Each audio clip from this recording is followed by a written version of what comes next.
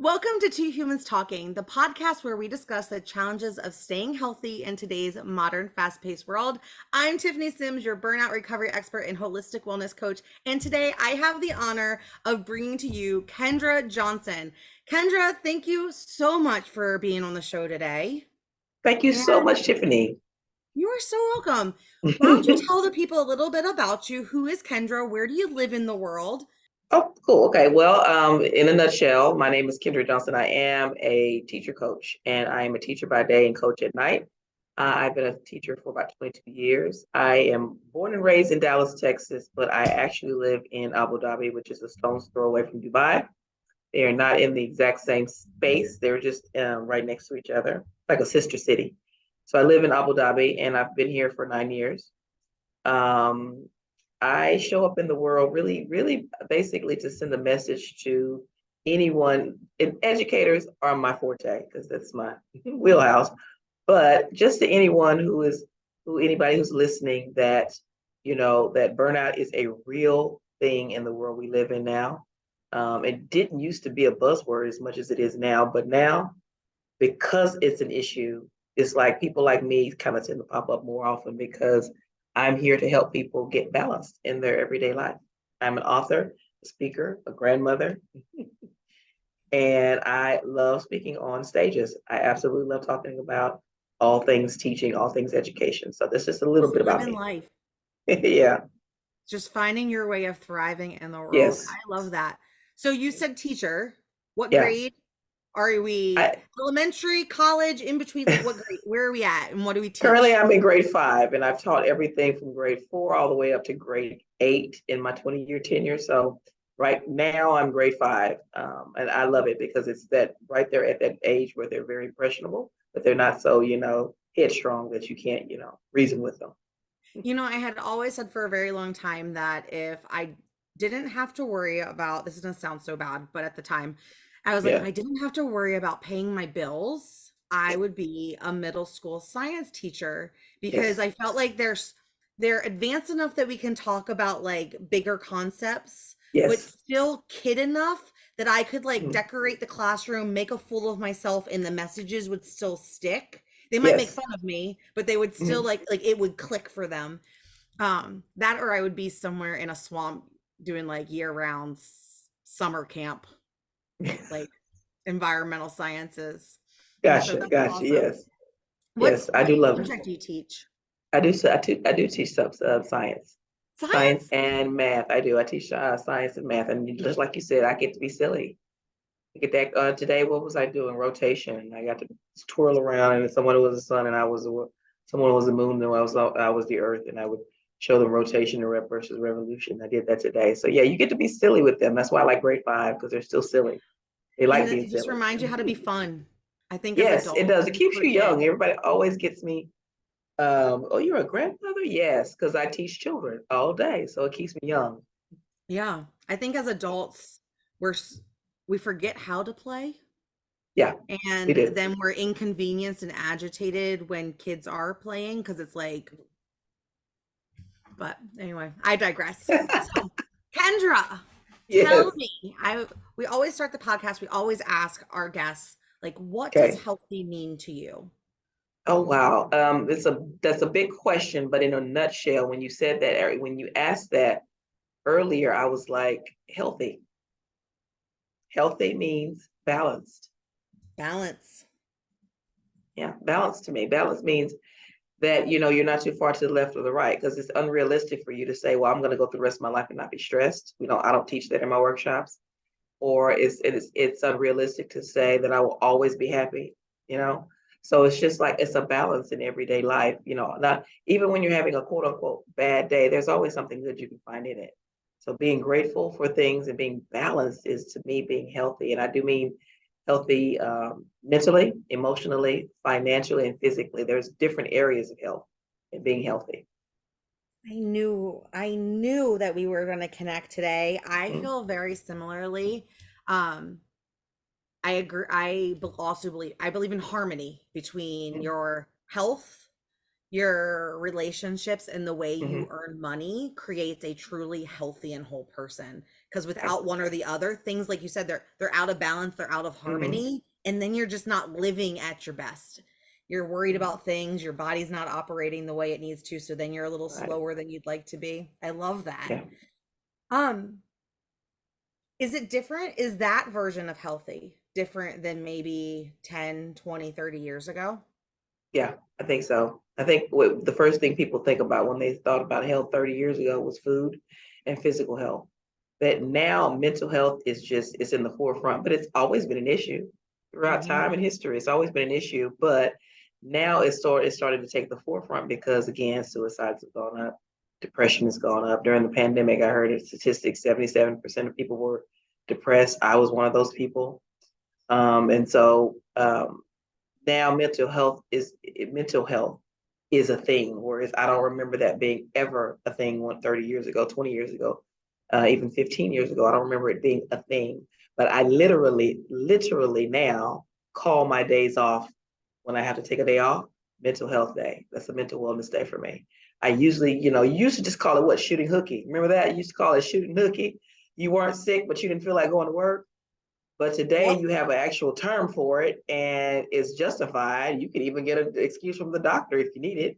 So those things are changing for the good. It's just unfortunately it's not changing fast enough for certain people, and certain people really don't catch on to the fact that, hey, I'm not okay up here. Everything's fine physically. I'm not okay up here. I'm crying a lot, or I'm not getting enough sleep and things like that. And so now they're catching on, like maybe I can call somebody and see if I can, get some help. But I remember I that love wasn't that you language that we called it. used. I love that you called it a mental wellness day. I that feels so empowering compared to like I need a mental health day. Like a mental health day feels really heavy and like like I'm being consumed by the world. I'm about to just crawl in the hole and give up. And I feel like in some days like I've been there. I've Yeah, been there. And but I just feel like the mental wellness day just feels really empowering, even if I was feeling like I was being consumed by the world and I needed a true. timeout. It just feels like I'm in control of this timeout. Like I like that a lot. I wrote that down. Yeah, yeah, yeah. How So did I you just my come to visitor. this? Oh, go ahead. No, I How was did I gonna come to? say, Oh, yeah, how did you come to really finding a passion for and diving into this like the concept of burnout and talking about it? I didn't know what it was 10 years ago, and I was going through it and didn't really know what it was. And then I did something very, very drastic. I was drowning, like you said before, in the sea of stress of being a teacher, and I was just not doing well, and I was losing the battle every day. I was fighting the good fight, but I was losing the battle, meaning I would go to work crying. I'd cry on my lunch break. I cried home. I would literally be in my car with, like, I don't want to go in there today, and I just couldn't take it. And I knew that I wasn't my best self, and I asked for help and I wasn't getting it. My friends were very, oh, it's just part of what we do. You just have to tough it out. And I'm like, I don't know if I can tough it out. So I didn't have that. I didn't have that word burnout until maybe about 7 or 8 years ago. I did something very, very drastic. I do not recommend this to all of my clients at all, which is, pick up and move to another country. Well, I did because Is that how I you ended felt up like, over by Dubai? yes, You were just like, yes, I'm that's out. exactly how I took a job that I was no, I just took a job. I was like, yes. As soon as they called me, I was like, yes. I didn't even fill out the application all the way. And they called me and said, we need science and math teachers here. This is how much we'll pay you, and we'll pay for housing, and you get free, medical and dental. Oh, yes, sign me up. And I was in Please the tell middle me of you put a everything. map on a board on the wall with a dart and you were just like, that's where we're gonna go apply for Didn't even know jobs. where I was going. Didn't even know what Abu Dhabi was. Hadn't even watched Sex and the City How did 2. you find the Had no opportunity clue. then? It came in on my LinkedIn, and they were saying, apply here. They had those four magic words, teachers needed, apply within. So I did, and and I didn't think I would. I never thought they would call me back. They called me back. Well, I halfway filled out the application and did not finish it, and they called me anyway and asked me for an interview, and asked me to finish the application over the phone. And this is how much we'll pay you, and it's tax free. And I was like, I'm good, I'm good. And I was in the middle of it. I think I was on a medical leave actually from being stressed out. And I was like, yeah, sign me up. I didn't know what I signed up for. I had no clue as to what I signed up for. Then I went to the interview, got the job, signed the contract, and I was like, what did I just get myself into? I think I have to quit. So I quit.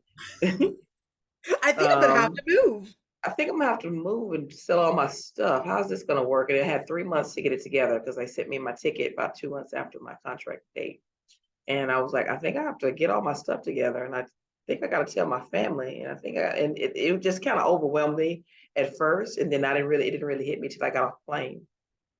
But you Oh, know I what's live funny? here. You know what's interesting is you're like, I don't Yeah, know that I recommend it, but the one thing that I think I would recommend is that you were open to new possibilities because you were open to making a change and being in control of that change. And I think that's exactly. really powerful. So maybe That not you, like just throw up your hands, no plan at all, but like when mhm, you're in those positions, being open to gifts that may be coming into your world and opportunities that could be coming your way that yeah, are the answer for you overcoming whatever it is that you're going. absolutely.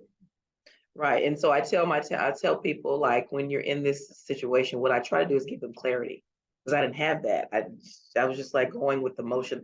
It's kind of like this is what I was going to say earlier. It's kind of like having your water right here and you're about to drown. It's right there. It's just like bobbing And up the and down waves are in the doing this. The waves are going like this, going like this, going like this. And you can't figure out what to do because you're trying not to drown. But when you're calm and settled and your mind is clear, you make better decisions. Now, I didn't make a bad decision, but I made a decision based on statistics. I started looking around me while in the middle of everything. I was like, if I go to another school, it's going to be the same crap because I live in Texas and they are so backwards in education. So I'm like, it's just going to be the same crap everywhere I go.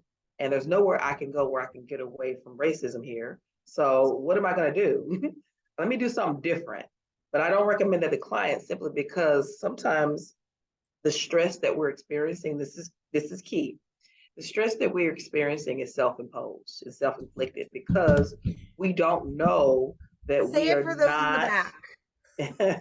Sometimes the stress and the burnout we're experiencing is self-inflicted and self-imposed because we're putting all this stress on ourselves to be what they want instead of figuring out what we want.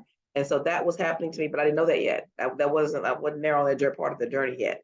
So as soon as I get off the plane and I get here and I get into the position that I'm here in now, I started to see the same patterns over and over and over again. That's when I figured out it's me. You're like, It's I me. am the I problem. gotta figure out. I gotta figure out how to tell these people that no, I'm important and I'm going home, or no, I'm not taking that work home today, and no, I'm not grading those papers, and no, I'm not letting these kids work my nerves or their parents. I'm not gonna let them bother me. So when I learned how to say no to everybody else and say yes to me, that is when I figured out what the balance is. That's the reason why I don't recommend all the way just doing what I did, even though they always think that's the answer. It absolutely is not because you are the problem. You bring that problem with you and you can Yes. cry and be miserable and stressed in another location and it won't make a difference. I've seen people do that here. It won't make a Yes. difference coming here if It's an you are the unpopular person that does opinion. everything. Yeah. It's I an just have to do unpopular everything. opinion, but it's still a fact. And True. I was just talking about this last week, and it's, when you realize that you're burnt out, that's your body's way of like, it's been giving you the warning signs and flags Yes. here and there, and you've ignored them. Like, oh, it just means I need to push harder because I'm just being Mhm. lazy. I'm this, that, or the other. But like, and let me know if you agree. Like, it's those warning flags of like, hey, we're out of harmony. Something's not Mhm. right.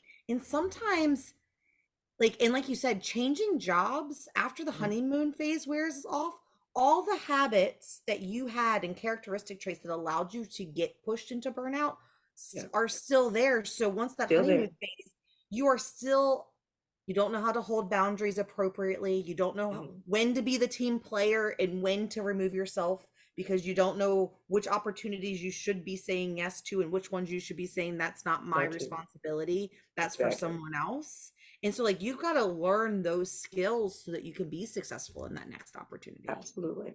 And then what you and I probably do is help people learn those skills because no one teaches us that.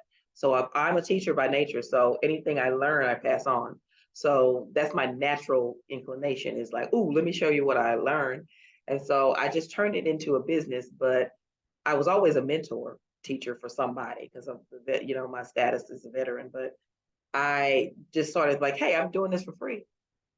I'm Mm-hmm. taking phone calls for free and I'm teaching people these things for free. Oh, Mrs. Kendra, thank you for helping me. And I'm doing that for free. So I just started into a business. But I like what you said about the triggers. And what the triggers are sometimes are when my physical health started to be affected. That's when I was like, oh, enough is enough. Enough is enough. I went to the doctors. I went to the emergency room 6 times in 1 year. I went to the hospital in April of that year. And that's when I was like, that's it. I have to do something different. I got to either stop working or, take a sabbatical or something. I do something different so I can figure out what's going on with me. Because now I'm losing touch with, I got high blood pressure, low iron, I was breaking out in hives because of the stress. I had really, really bad eyesight. It was weird. All these medications I was on was giving me cataracts in my eyes. I was fainting at least once a week. At least once a week. Now, if that's not a clue, I don't know what is. That's And intense. and that it's intense. And so I was having all of these issues that weren't necessarily related, but at the center of the wheel was stress. Period. Stress, stress, stress, stress, How stress. So long did now you, how long would you say your body was trying to tell you something was wrong before 2 full years. Two full years. that's, I wasn't gaining weight. I wasn't eating properly. I wasn't sleeping properly. I was taking pills for everything. And it wasn't clicking that all of these things are related to your work, your job. I was a horrible friend because I couldn't keep appointments, couldn't keep up with anything after because I was so exhausted from work. And I was meaning my personal relationships were being affected as well. So um and when I look back on it, I'm like, wow, I didn't catch it in time. Oh, but I'm proud of myself for at least taking the initiative to say, I need to do some work on me. yeah, I need to figure out what's going on yeah, with me and why. How did I get here? How did I get here yeah. to this space? And so I wrote everything down and I journaled it all and I looked back over my notes and it started to get better. But those three things that I did, Tiffany, was of course, I did the work for myself. I said enough is enough. But I also went and sought out mental health professionals. I am not too proud. Never have I ever been too proud to say, I'm not doing well. Can you help me? And I knew that that person, the mental health professional, the psychiatrist that I was going to see was going to give me something for, the depression because I was up and down, up and down, up and down, up and down crying. I can't cry every day. I can't cry every day. I have to. There's something not right when I'm crying every single day, and I can't seem to maintain the heaviness or I can't seem to maintain happiness. I try to get it every once in a while, but I can't seem to fix it. So I knew that they would help me do that. But I also had an accountability partner, someone I would call once a week. Hey, can I call you once a week? And we arranged it and made agreements to call each other. Can I call you once a week and let you know how I'm doing? And they said, sure. And that person just happened to be a friend of mine, and she is a psychologist. And she checked in on me, and I told her what was going on. She said, why don't you think about doing this? Why don't you think about doing that? And it's okay to say no. She gave me permission to do that. I And so love I that would, you asked her permission if she would be mhm, open to being that person for you yes, we made an before agreement. unloading on her. I think that's a Mhm, really good, healthy friendship boundary mhm, because sometimes our friends want to be there for us, but they don't have the capacity to be that type of board for us. It doesn't mean they don't love us, but like yeah. giving your friend an opportunity to say, like, yes, I can handle that job, or Mhm, like, I can't be that support for you right now, but I am here for you, like, is so important. I love yeah. that. I also love what Yeah. you said, and I think this is also really important because I've had my fair share of on and off of medications to help with my brain chemistry, Hmm.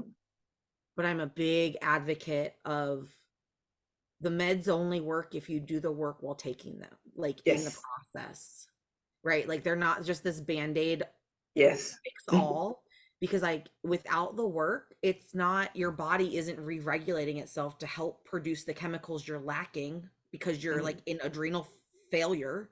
Like, so your Yes. body's not producing all the chemicals it needs, and so if you're not doing the work to help alleviate some of the stress and cellular dysfunction that's happening, then they can only go so far, and then you find that the meds stop working, and then you play the Hmm. med game, and that's its own like Hmm. version of the flamey pits, you know what I mean?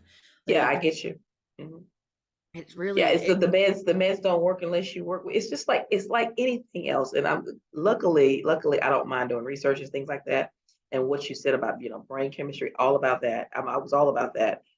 But it's like taking Tylenol or taking anything over the counter. If you don't get the rest and drink the water and eat healthy, and that those pills, you're just going to keep taking them over and over and over. They're going to do it. They're Yes. not going to be able to do their job. So I I love did the that work. analogy. I love that. Like, if you're getting a headache because you're dehydrated, taking the Mm-hmm. Tylenol without adding the water to rehydrate Hmm. yourself, you're not really, you're masking it. Helping You're the not pill, really yes, helping the problem. yes, yes. So and again, what works for me might not work for everyone, but you have to do work. It's just you have to do work. And what I tell teachers is that you do all this planning for other people. You plan for kids, you plan for parent meetings, you plan for your principals coming in. You do all that planning for everybody else, but you need to make a plan for you. You need to have you on your schedule. You need to find time for you every single day. If you're planning, oh, I have an activity I want to do for my kids. Oh, me too. I have an activity I want to do for myself. When these kids, when they leave the classroom, I do Yep. these, mind breaks and vacation in my brains and things like that to help me, stay focused and stay regulated. And again, what's the key word for me and healthy is balanced. Yep. No, I'm And if not we always having don't a great day. prioritize our own health, Yeah, no one else can do that for us. And if we're not at our best, how are we supposed to perform under the demands of us, our excellence? You know what yeah, I mean? Like, yeah, yeah, checking out of work while a lot of us daydream about that, like that's not really yeah, fulfilling either. It yeah, doesn't actually feel good to know that you're underperforming because you've like checked out. Like that is yeah. it's also feels crappy. Yeah, I wrote an article for LinkedIn called "Quietly Quitting." Everybody calls it that. So I told my story and my version of quietly quitting, Yep. and I said, "You're not doing anybody any service by quietly quitting. What you're doing is saying to the world that I've checked out, I've unplugged. So but if you're unplugged at work, what are you plugged into? So even if I'm checked out at work, then I wasn't plugged into anything else is my point, was my point. I wasn't plugged into anything else though either. I checked out in my personal life. I checked out in relationships. I checked out, with church and God, and I had checked out on everything. I was just in a funk and I couldn't figure out what that meant. And so that burnout word finally came to light. And I was like, that's I what I want was you to experiencing. dive into that a little bit. For someone who hasn't, maybe doesn't know that that's the word, that burnout is the thing they're feeling. What does being checked out feel like? Like, what did that feel like for you? Like, if you don't mind telling the stories of things that you noticed more, a little bit more detail, maybe physical sensations that you might have had in your body, things like that. Because I don't think that unless you've experienced it Yeah, for a long enough time, you may not recognize that this is what's actually happening to you. right. Well, I spoke to one of my coaches because coaches need to be coached and mentors need to be mentors sometimes. Yeah, And we she was do. saying how she was telling me how stress is temporary. Stress is temporary. It just goes, it comes and it goes, it comes and it goes. But burnout is something that you're not getting away from. You wake up with it, you go to bed with it. And what it felt like was I lost my complete passion for everything. I'm an extremely passionate human being. My passion bubble is right there at the top on everything. That means when I'm happy, I'm really happy. I dance, I sing in the grocery store, everything. But when I'm sad, I'm very sad. It's like, please don't bother me right now. I'm sad. And when I'm angry, I'm very angry, to the point where, you worry for me sometimes. I have a temper. But that's just because I'm a passionate human being. I like life. But when I was in that space, I didn't recognize any of that in me. I didn't recognize myself. I didn't recognize my friends said, like, we're worried about you and things like that. I was not who I used to be. I wasn't who I wanted to be either. I was just in that place. Physically speaking, I just could not get the endorphins to move through my body. I just couldn't do it. I couldn't figure out a way. I'd eat chocolate. I was eating and I was trying to get some sleep. My dreams, I remember this. I like it was yesterday. My dreams were nightmarish. I'd wake up just in a cold sweat just because I couldn't even get away from the stress of my dreams because that's because my heart was pumping over time and it was sending too much, blood to my brain and it was just like fight or flight in my brain and even my dreams I was running away from everything. So it shows up in different ways to different people. But for me, physically, emotionally, and mentally, I couldn't keep my head straight. I'd be in a fog all day. I'd drive to work, don't know how I got there. I'd forget to eat. I'd walk into the rooms. I know people would do this game where you walk into the room like, why did I come in here? But that was happening Hmm. like every other hour. Every other hour, I'm like, where'd my pencil go? I had a pencil. Where'd it go? That was happening way too often for me to be 37 years old, right? And then my hair was coming out in droves. I could not get my hair to So grow, and it hard. was coming out, and it was I had patches of hair missing, and so that's the physical. But then emotionally speaking, the crying. I'm not a crier. I'm a tough girl, right? I was taught as go suck it up, suck it up, suck it up. I was taught that, but I was crying, but there was no real evidence of why I was crying. I was just crying all Just the so time. your body's way of trying to release some of the tension. Yes, and I have this is as beautiful as my smile is, and it is gorgeous. Couldn't see it. I didn't see it. I couldn't even pass a mirror and get it. It'd be fake. I'd be in pictures like this, Isn't and it it was awful. fascinating to look back at those pictures through the new lens and you see a completely different person because you didn't know that person existed. Like you were just survival, right? Like you're just trying Yep, to get survival mode. through and you thought you were faking it. You thought it was okay and you're Hmm. going through the motions and then you look back with that new like revitalized eyes and you're just for me my heart gets real like just hurts for that version of myself Yeah. because it's just like, Like oh, no one told me, and no one gave me a right. hug, and no one said it's okay. Just cry and let it out. Let me give you somebody to talk to. And at the same time, I look at her and I'm like, high five, girl, because you did it. Yeah. Like, you pulled out, you pulled through. Like, you are the most incredible human I know. Like, and you're You like, did if we it. can You do did that, we it. can do Hey, hey, anything. yes. Hey, hey, hey, hey, hey, hey, yes, yes. Because we're in this Also, together. side note, your earrings are fabulous. Thank you. I love them. I keep getting distracted by them. I think they are fabulous. I love that My you have a many, many long enough travels. neck. I love that you have a long enough neck to rock them. Yes. If I had them, they'd Oh, sit I on my know. shoulders. So cool. I think they're Yeah. beautiful. Anyway, I digress. Yes.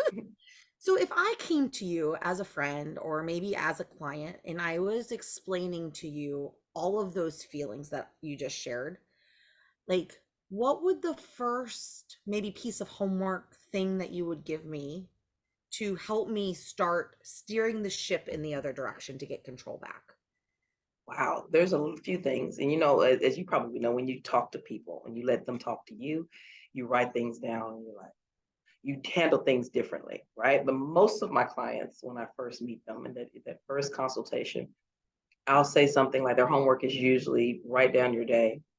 I want all from what the time you get up to the time you go to bed, and I write down everything. Write down your day, and then I'll say something, or depending on what they're telling me, I'll say something like write down your best day. Can you remember a day when it was just the best day ever? Write it down, please. Tell me what happened that day that was the greatest day ever. And then the opposite. Tell me the worst day. Tell me a really bad day that you had. And then write all of those things down because writing is therapeutic. I don't know what it is about writing things down. It's very magical. And I also then we believe in come back, visualizations. visual, yeah. And then we come back the next the following session, let's say, and they will read the list. And I'm like, and where are you on the list? Where are you on it? When did you take some time to think about what was happening to you that day? Where were you? And did you take time for yourself that day? What did you do for you? And then we get into what do you like to do? What makes you happy? Because it's not fair for you to ask the world to make you happy if you don't know what Nope. that is. That's not fair to people or the world, the universe, all that's not fair. And if you don't keep commitments to yourself, when we make these commitments and we get down to the nitty gritty and we start doing the work, and I said, if you don't keep these commitments to yourself, you don't have a right to complain about how people treat you and how your job treats you. You don't have a right to complain Tough because love. I'm not am. Yeah, you don't pay me to tell you what you want to hear. You pay me to tell you to get how to get better, right? But I start with. I think the answer to your question is I usually start with tell me about your day. Tell me about your best day, worst day. Let's write that down and let's get to what makes you happy. Trying to dig through some layers because people kind of tell it they sugarcoat things or they don't realize that they're blaming other people for all their misery and pain. And so we get to all of that. But I have them write it down so they can see it. I love that. So right now, if you're resonating with Kendra's story when she was sharing like what her body was experiencing and what the days looked like, I really encourage you to sit down and write out what an amazing day would look and feel and smell like for you right now, because when you're in it, sometimes like you can't even imagine what a good day looks like anymore because it's Yeah. been gone, you haven't had one for so long. And so it might be hard, it might take you a few tries to really like figure out a good day, but the more you come back to that exercise and really keep imagining your best day ever, the clearer it gets. And it Mhm. almost like shoots you up with like this false sense of like with this false energy because you're so Yeah. excited to find your way to that day that you're like, oh, we can do this. Like, Yes. I don't know how I'm gonna do it. I don't know Yeah. how we're gonna go from where I'm at right now to there, but like that, I can feel it. Yeah. And that is itself is so powerful. Yeah. And then So if you have them connect to their best day, then they were like, that was 10 years ago. Wow. Wow. And then they connect. They connected. It's like your best day ever was 10 years ago. Mine was the other day. Mine was yeah, Friday. Best day ever. I didn't go to work. I was tired because I didn't feel like going. And I I ate had a chocolate chip wellness day, a cookies. mental I wellness day. did. Because I had a really long day the day before. And I was like, you know what? I don't have to do that. I'll do that. Well, They'll be all right. And so I and stayed at home and ate chocolate chip cookies and went and had movie day. And that was my best day. Not ever, but that was one of my good days. it And was a good that one. was Friday. That was And the you know other what's also day. magical? It's magical the way it works is when you start focusing and thinking about like your best day ever, your brain, you're programming your brain and it like notices those moments in your day or where you can inject a moment of your best Yeah. day and the opportunities are right there and now you're primed and ready to go take them because your brain has the right like filter Yeah. running and you're like, Yes. oh, I'm what things are starting to feel better. Yeah. Those neurons are firing now. They're actually The connecting now. raz Yeah. the raz is a special thing. Earlier you had mentioned that um you started writing it all down, and so I think you turned all of those writings into a book, if I'm not mistaken. You are correct. Would I you keep I love, keep it here. will you share a little bit about your book, what someone can expect when why you wrote it, what they can expect when they read it, and like the value back to them for picking it up and opening the cover? I would love to hear that. Thank you, Tiffany. I appreciate that because as a teacher, I've always been a writer. I've been writing since I was, in high school, but I didn't understand the value of it because first it was therapy. Same reason people paint is the same reason people write. So it was therapy for me. So I'd write it all down. And me being a teacher, I wanted to share my story. So my first book was my story, my personal life and how I got, being a teenage mother and, graduating high school and things like that. But this book was kind of like, how did I get here? Everyone always asks me, how did you get here? How did you get here in this space, in this place? How did you get here? Ooh, it's a long story. So I just wrote down the long story and made it easier to follow. But I also wrote down what I did and in 6 easy steps that I took to make sure that I could be the best version of me I could. I And I love a related good it to a teacher. framework. Yeah. And so it was 6 steps. It started out as 6 steps to successful teaching. Is how it started as an alliteration. And then that turned into like a workshop. Okay. Then that turned into a webinar. And so then I turned all of that into the book. And in the book, I tell the stories of me, but I also tell the stories of teachers around me. And I tell the people that I knew that didn't know that they were going through burnout or didn't know that they were stuck or how did they get unstuck. And then I found people that were willing to, give testimonies in here and say, this is what she did for me and this is what it helped me. And after each chapter there, I don't know if you can see it, but there is a journal, a reflection journal that you can write Excellent. in about, how this affects you and how you can relate to it. What are you doing in this book that I was doing that I shouldn't have been doing? What can you do better in the next chapter to make it, more, relatable to you? Because again, my journey is unique, but some of the problems I had were not. And so I use this as a tool because that's all I talk to is teachers. I realize that too. It's hard for me to talk to lawyers and nurses and doctors. It's hard for me to talk because we all have different journeys and we all have different stress levels and we have different Yes. stressors and triggers. But burnout is still the same though. And when I've interviewed other people in other professions, they experienced the exact same things that I was experiencing just in their field. So I just made it, personal to me. I made it, comparable to what I do in everyday life. And I call it Teacher of the Year, but as you can see clearly, she's not having a good day. But I call it Teacher of the Year because people are trying so hard to be perfect. And I was like, I'm okay with being, flawed. I'm okay with not being that, not having it all together, and I'm okay with not having lesson plans on time, and I'm okay with all those things if it means that I'm okay physically and mentally.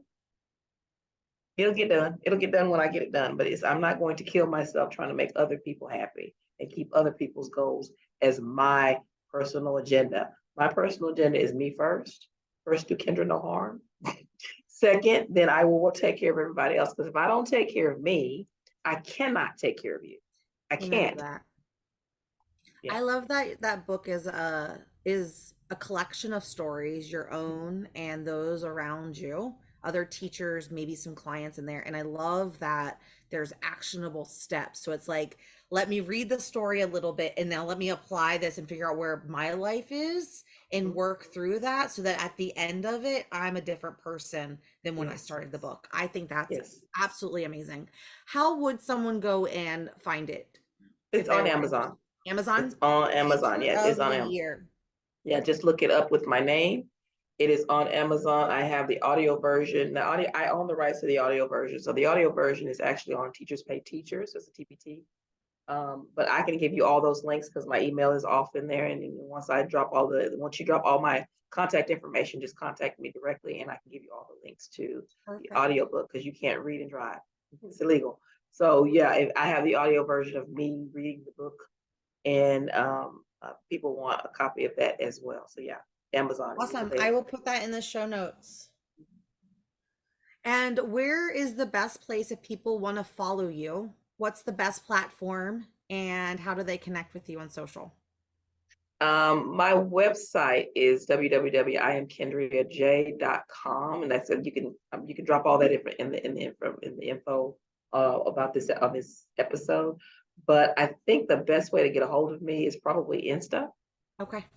Insta at Teacher of the Year 13. I have to put 13 on it because there's 12 other Teachers of the Year. I'm the best I though. love it. But Teacher of the Year, no hyphens, no dashes, no dots, 13 at the end of that. And if you can find me there on Insta, then everything else is there. Even the book link is there. My Cool. information is there.